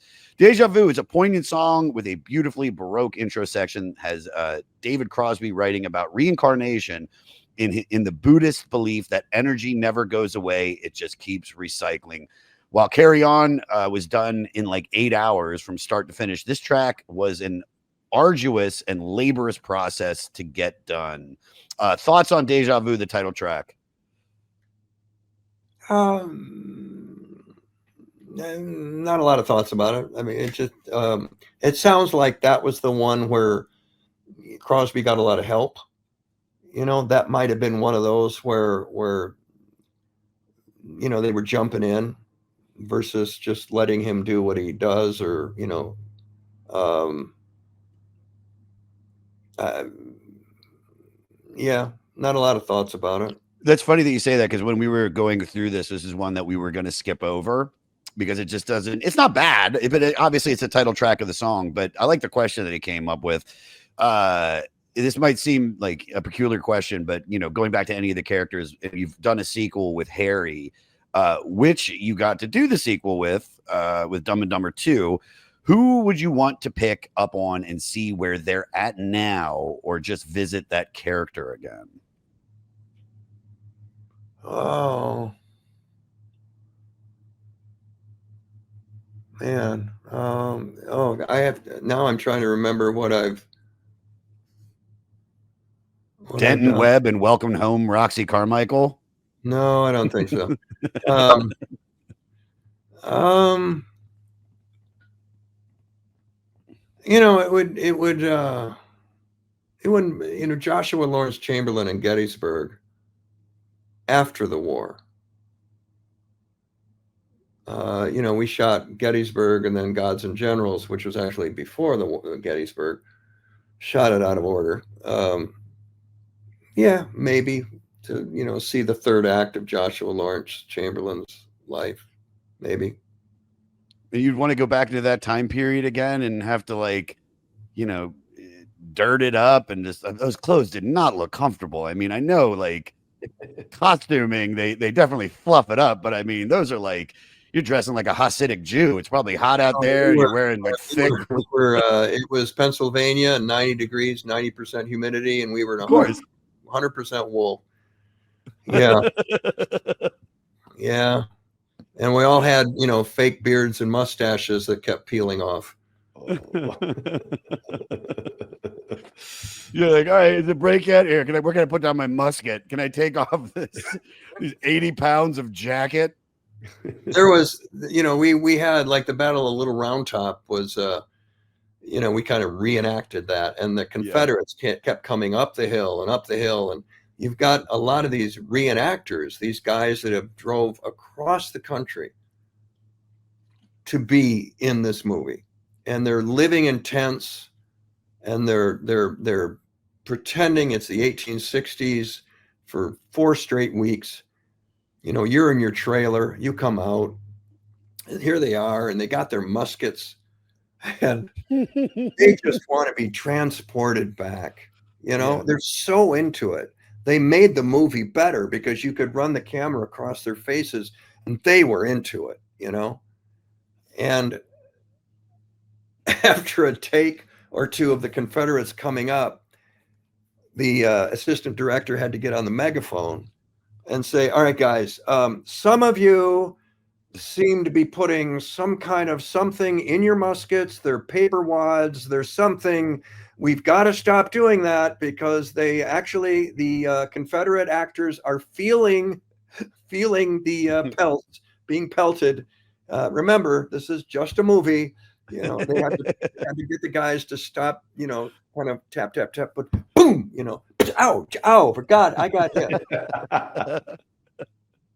That's hilarious. They were Oh they were man. that into it. They were that into it. But that's so groovy though, man. I mean, Oh, like it the made, people it like made the movie better. It made yeah, I mean, you want everybody to be on board and be excited, and like you get real people that are this is their gig. They love doing the reenactments. You know, Yep. it's better than just getting a bunch of guys from central casting and just throwing shit on them. You know Yep. what I mean? Dude, Yep. big ups to the director. Who is that? The Ron Maxwell, man. He's and the Yep. producers. It's great. I remember seeing that. All right, Our House is a very, very, very fine house. Hunky Donkey. This song is written not just amongst breakups, but also tragedy, like I mentioned. Yeah, really heavy. Graham Nash and Joni had just broke up, so he writes a song about domestic bliss. And David, real tragic, man, mourning the loss of Christine. I want to make sure I get this right. Christine Hinton, who gets into a car accident. I think she's on the way to the vet, and the cat jumps on her lap, and it causes her to drive off the road or crash into something, but she passes away. There is domestic bliss on the surface, but there is this absolute tragedy.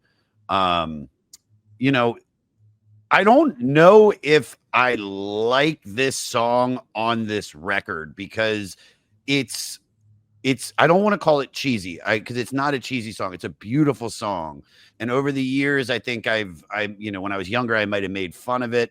As I've gotten older, you know, I think it's changed my opinion, but fitting it on the record, I just don't know if it fits with the vibe of this. I feel like this, and you know, it's more of a teach your children, but thoughts. I don't want to sit here and say it's bad. It's not a bad song. I mean, it's a good song, but your thoughts, Jeff?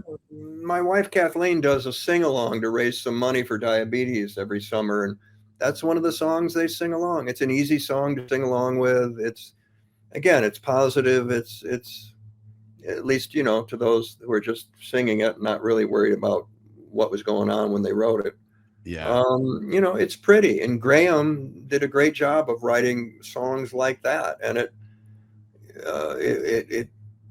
juxtaposes well with Helpless, and you know, Yeah, it later does. on with, you know, when Neil was, you know, coming out with Southern Man and Ohio and all of that. I mean, it's to go from one side to the other is, you know, I give him credit for that. That's a lot from a songwriting standpoint. That's a good range.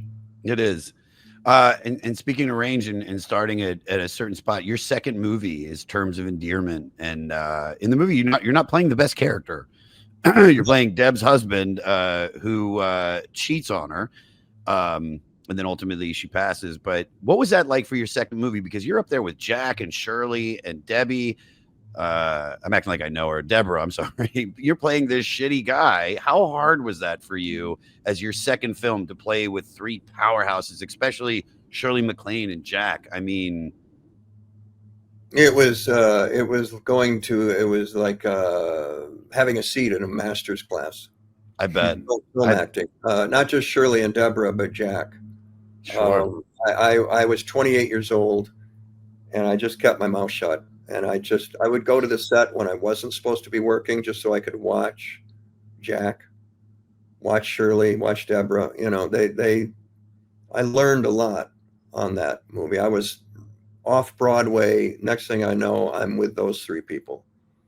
Wow. So that was, you know, just hold up your end. And Yeah. character was so unlikable that nobody So wanted unlike. to do it. No star, young star with a name at that time wanted to do it. You know, I mean, you cheat on Deborah Winger and then she dies. You know, come on, pass. You know, so I was thrilled to get it. I was thrilled to get it. I learned a lot. I learned a lot. Did they make you comfortable the way that you make younger actors comfortable being, you know, the way, did you learn maybe that from them? I know you said your father also implied that in you, but you know, were they giving as well? Yeah, Deborah Deborah? did. She was great with me. She knew I was, you know, a babe in the woods, and she had just come off of the success of Officer and a Gentleman. Yeah. So she yeah. was the Julia Roberts of her time at that moment. And she didn't have to be nice to me about anything, and she was. She really, you know, I felt fine, you know, on the set with her. You know, Shirley was terrific, but she and Deborah were kind of at each other, and so I stayed out of that. And then Jack showed up, and I really didn't have any scenes with Jack, and I didn't, you know, annoy him by sitting next to him on the set. And, you know, I watched. I'm Jim Brooks brought me. I did. I still don't see dailies to this day, but Jim Brooks asked me if I wanted to see some dailies of a scene that I wasn't in. I said yes.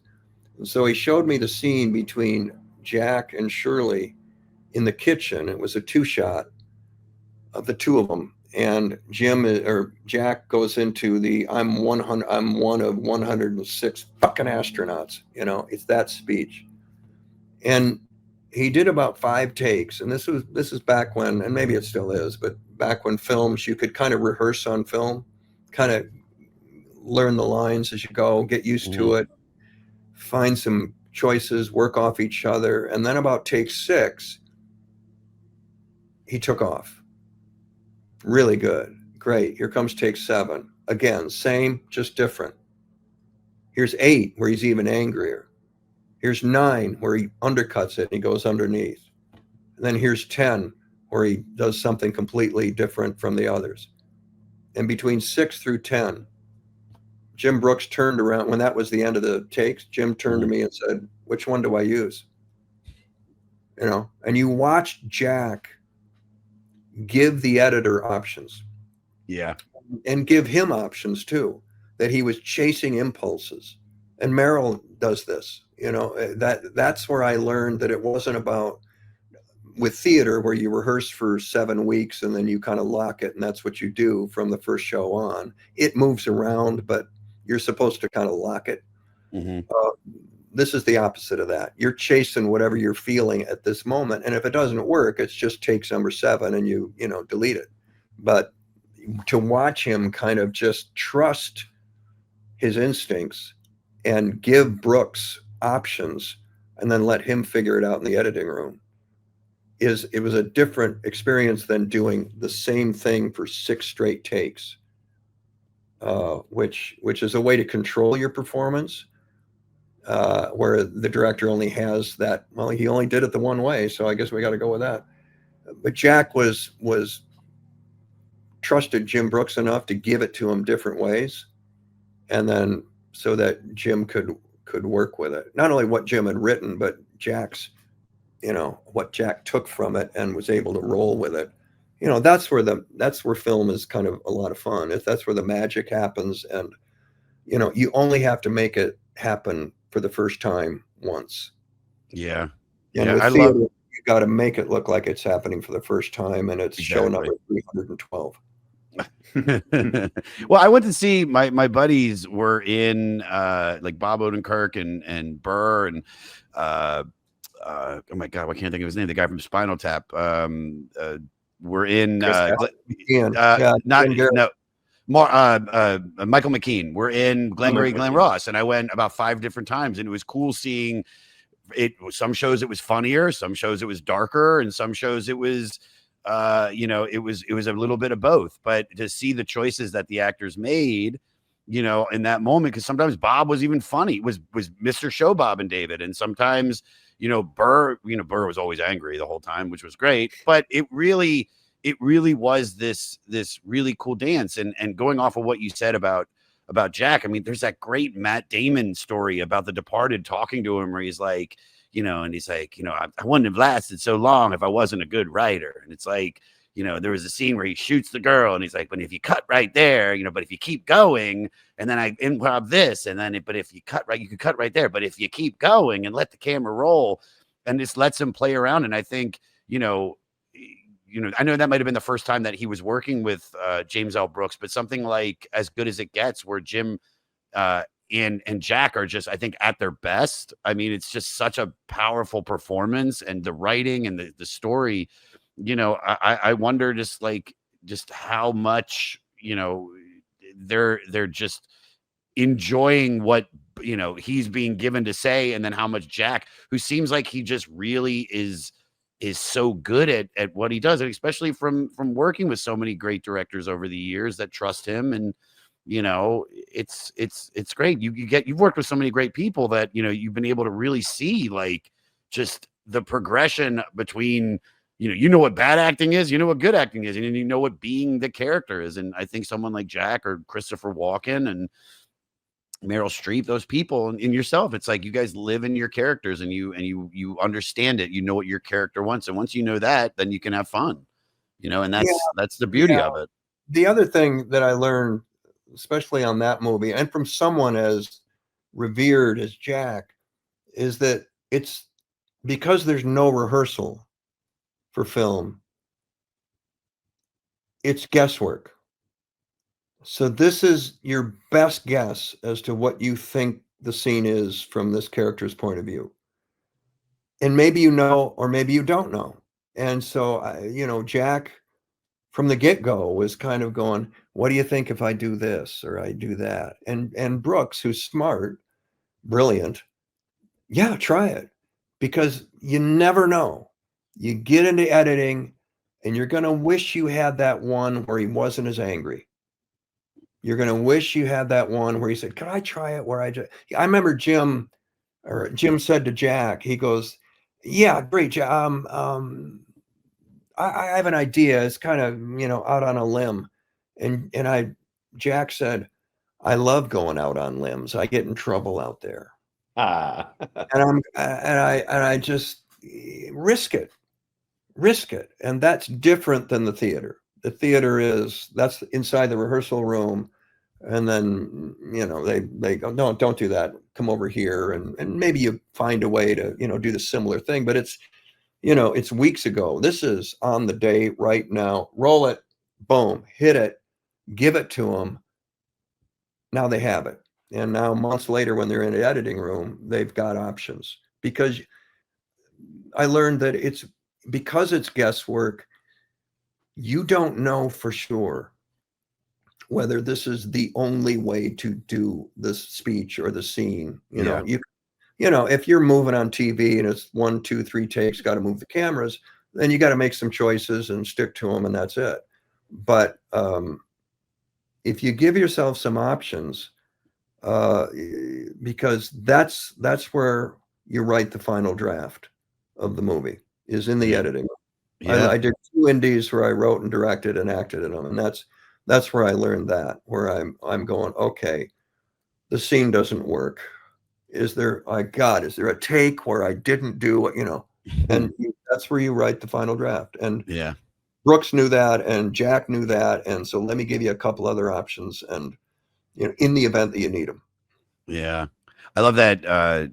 Not to get too off topic, but I mentioned Christopher Walken. There's that when he did Catch Me If You Can, and he had Spielberg being interviewed, and he's just doing this thing talking to Leo, and he does this scene 3 different ways. He does it straight, he does it a little bit more intense, and on the last one he starts crying or getting choked up, and it's like Spielberg's just blown away. He's like, I never even would have thought of that. He's giving this speech about I think it was either being in the military or something, but it was just like, I love that choice. And it's like, that's so fun just to be able to give the director and wow them where they don't even think that, wow, I didn't even think of trying it that way. It's, it's got the talent like Walken does to do that, to give it to him 3 different ways, instead of arguing about the only way my character would do this is X. Yeah. Give it to him 3 different ways. He's Steven Spielberg. He's probably going to make you look good. Yeah. You know? Yeah. He's going Totally. to pick the one that works for the story, which is a whole other thing. Yeah. Is the choice you're making serving the story? Probably, to bring it back a little bit, like the solo that you're doing in Almost Cut My Hair. Yeah. Does it serve the song, or is it you Yeah. just showing off? Yeah. Totally. And doing something that doesn't really fit it somehow, and you don't quite know why, but it just doesn't. And again, when I saw Crosby, Stills, Nash and Young in Chicago, and when I saw Neil do those single note things way up high, it for whatever reason, it was exactly what it needed to be, and I completely got it. Yeah. Talking about not touching something, we're going to mention it, but for timing, I want to move on because I want to get to Country Girl because I like that question more. But it's 4 and 20. That was the song that Stills did by himself. When he brought it to the band, they said, it's perfect. Do not touch it. Everything is great. I want to, if you have any thoughts on that, you can, or on 4 and 20, you can mention, but I want to ask you the question for Country Girl. What are your thoughts on 4 and 20? On that? Is there harmony on that? I think so. Let me take a look at the statistics. I'm pretty sure that This is Crosby and Nash sing harmony in parts. Yeah. Again, or they planned to at least, and then they were refused. Actually, is what it says. Yeah. It's completely different from anything else. It's a still song. It's a still song. It's as Stills a song as it can be. Yeah. A good song is a song that can be sung on an acoustic with just an acoustic guitar, and if it holds up, it's maybe even a great song. Yeah. You know, that whole trope. But it's different from Country Girl and all the other stuff, and Carry On and all the other stuff they're doing, which is at times of those harmonies and the operatic kind of feel, and to some of those other songs. Here comes 4 and 20, which is just so naked that it jumps out. It's the same way Helpless jumps out. Yeah. Just for different reasons. With Country Girl, though, this one's the Neil Young song, and this is made up of 2 different songs that he had earlier written for Buffalo Springfield called Whiskey Boot Hill, which he had done as an instrumental string quartet arrangement on his debut record, and Down, Down, Down, which wouldn't be released until years later on a box set. He added those to a 3rd section that he was calling Country Girl, in quotations, I Think You're Pretty. Overall, it's a very densely orchestrated and mournful waltz. Yeah, I was saying it's like they already had a suite with Sweet Judy Blue Eyes, so this is kind of like them bringing it back to that. It brings us into a bar where stars are drinking, where people are flirting with the waitress. The 3rd section simply yearns for a country girl to allow him to be her countryman and presumably take her away from the city. I really liked this one. I'm not saying I dislike the final song on the record, but if they would have ended the record with Country Girl, I wouldn't have been upset. And I'm not taking anything away from Everybody I Love You. It's a good song, but it's just this was one that we were thinking of skipping. Your thoughts on Country Girl? Yeah, Everybody I Love You sounds like let's give it a happy ending. Mm-hmm. Yeah, very. But where Country Girl is, it sounds like Neil wanted to get out of LA. Yeah. No, that's one of my favorites on the whole album. It really is. The arrangement and where are they going now with that whole song, Country Girl. My question was going to be, but you answered it basically about if you ever wanted to do like a Harrison Ford and just go to Montana. But I feel like we already kind of mentioned that. So I wanted to ask you this about it. Let me pull up, there's the notes right there. You're a musician, and speaking of this song being 3 different pieces, like how much of being a musician do you bring into acting? I think it's easier to memorize because of music and the rhythm. There's a rhythm to playing music, and same thing with memorizing or even doing dialogue. There you find the rhythm to the sentence that he wrote or she wrote, and if you don't have a sense of rhythm, a musical sense, it can get harder. Sure. I think I've worked with some people who didn't, and they were just slower to get the lines down. And so, and not to say that you have to have a musical background in order to be a good actor. You don't. But it's helped me. And I think it has to do with finding the rhythm of the dialogue, which is similar to finding the rhythm of, the song, the chords, the lyrics, the melody. And I'm assuming certain like writers, like we talked about Sorkin, finding that melody probably was like, oh yeah, like I know this groove immediately. Like he's written the groove for you. But then other people, you probably have to go, okay, like, this is a little different. Maybe I'm really, it's gonna have to wait until I get in there with them and figure it out with the other actor, right? Yeah, sometimes. Yeah. It's usually, again, when it's a singular voice that you can hear it. It's like hearing a melody. Yeah. Richard Schiff, who was on West Wing, he came to see Mockingbird, and I told him that all those West Wing guys were great. I went to school on those guys before I did Newsroom, and I said to him, I said, in doing Sorkin, it's like music. He goes, no, it's melody. There's a melody to the dialogue that he writes, and he was right. It was more specific. God, man. Dude, this is awesome. All right, final song. Let's get you out of here, dude. Last song. Thank you for all the time, dude. This has been such a gift to me, to Jeremiah, and to all the listeners. And good. Please come back. Final song on the record. Everybody, I love you. Breezy. It's a soulful rocker. It's the only writing collaboration on the record, which is by Stills and Young. We already kind of mentioned it, and I feel like, from everything we've talked about, like this is a good way to kind of leave it, where, the opening message of Carrying On, this really leaves a record that has a real sense of struggle and poignancy, both in the subtext, in the actual material, on a note of compassion and good spirits. Not to be morbid, but with so many losses recently, especially, some of the great musicians like Sly Stone and Brian Wilson, and then of course Ozzy, which, just to be able to go out the way that he did and tell the world how much he loves them and raise all this money right before he dies. What message of love and compassion would you like to leave with this world? I didn't mean to be so heavy. Oh, well, there's a lot of darkness and a lot of fear and a lot of craziness going on that no one seems to understand or how to deal with. And I, as an older actor who's, a celebrity who, nobody wants to hear from us anymore. Okay. But you try to find something good to do every day for yourself or for someone else. It's Pollyanna, but it's, until we get, I hope straightened out about being able to deal with each other again instead of hating each other so much. Find something good to do for yourself or for somebody else. That's a start. That you can do. Can you change the world? Probably not. But can you do that every day? Yeah. And so that's kind of all I'm doing at this point.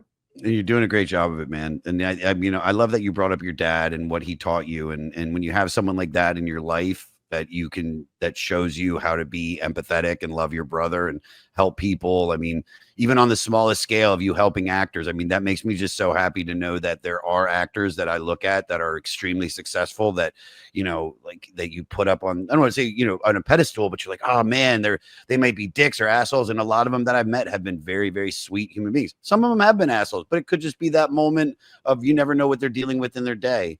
But to be able to talk to you and hear your story, and especially what you said about your father, man, it's like you really had someone very beautiful to be able to to teach you about things. And I think is why, even just you sitting down and speaking for an hour and 40 minutes with us, it's like you didn't have to do this. So this has been incredible. And I really appreciate for your time and the message and the honesty, dude. And and please do Gettysburg too. Please, please do it, man. I want to know. Either that or Dumb and Dumber 3, where, as Jim said, they'll call it Gum and Gummer.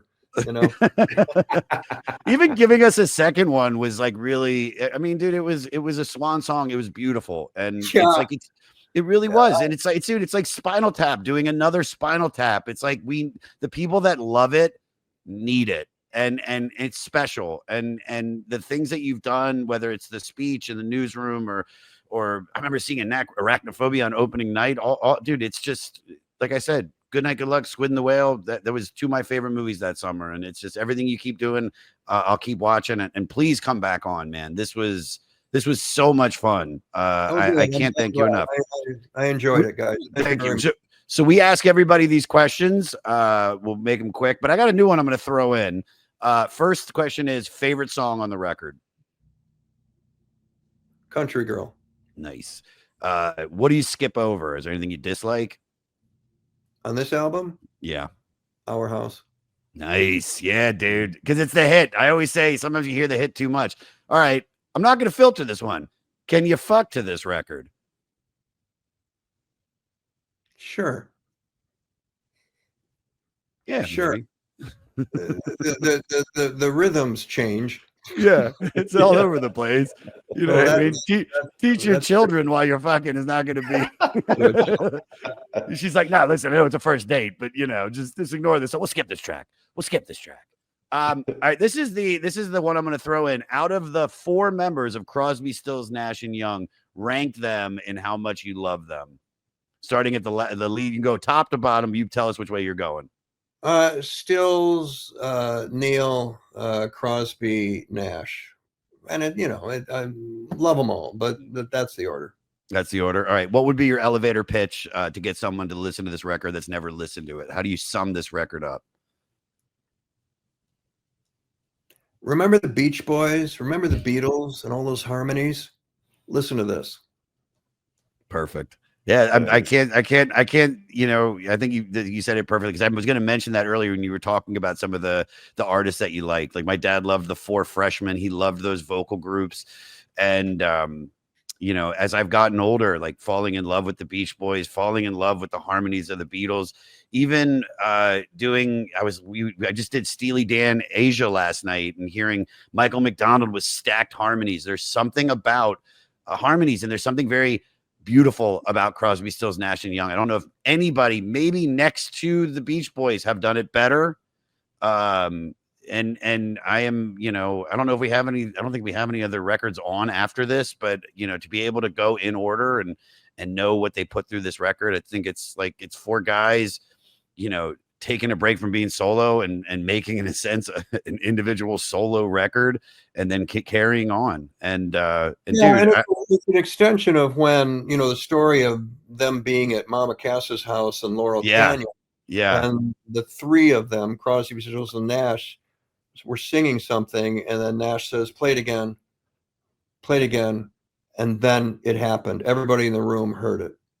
And Deja Vu is like, and this is like, a professional recording of that night in Laurel Canyon.